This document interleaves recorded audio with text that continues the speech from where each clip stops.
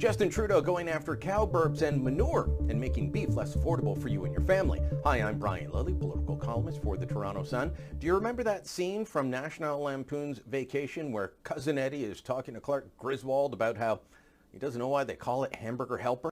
I don't know why they call this stuff hamburger helper. It does just fine by itself, huh? I like it better than tuna helper myself. Don't you, Clark? The joke in that clip is that Cousin Eddie is so poor he can't afford hamburger for his hamburger helper.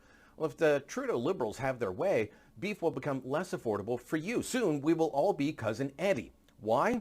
Because they've got a new project on the go, and it's all about reducing cow burps and dealing with methane emissions from manure. It's something that Environment Minister Steven Guilbeault announced at the COP28 Climate Summit. You know, that summit about caring for the planet where 70,000 people flew into one of the world's biggest petroleum producers to talk about climate change and why you shouldn't fly or take a vacation or have access to affordable beef. Here's the government news release. Government of Canada announces new economic incentive to reduce methane emissions from beef cattle. The draft protocol is called Reducing Inertic Methane Emissions from Beef Cattle, and the way that they're going to do it is encourage different feeds. Most cows in Canada are fed a lot of grass, a lot of hay. Now, they might be finished on corn, and that is the most cost-effective way of producing beef cattle, but they eat a lot of hay. Hay produces more methane from burps and manure than corn does.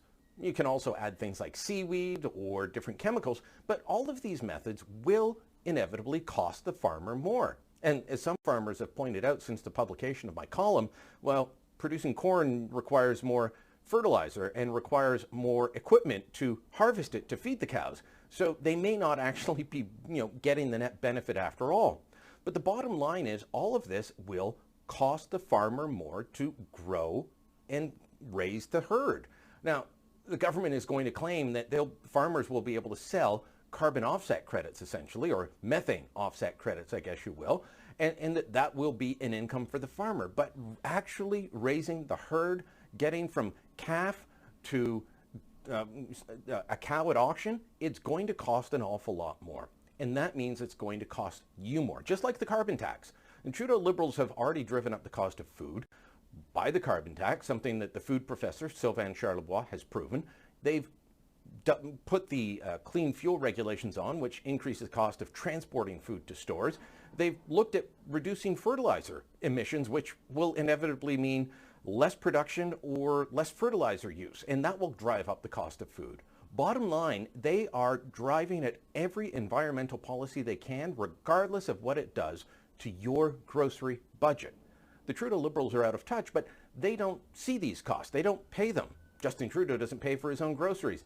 Steven Guilbeault leads a jet-setting life. These guys aren't going to be impacted by it. The people who will be are the people who can least afford it. Let me know what you think. Drop a comment down below. Share this on social media, and don't forget to subscribe to our channel.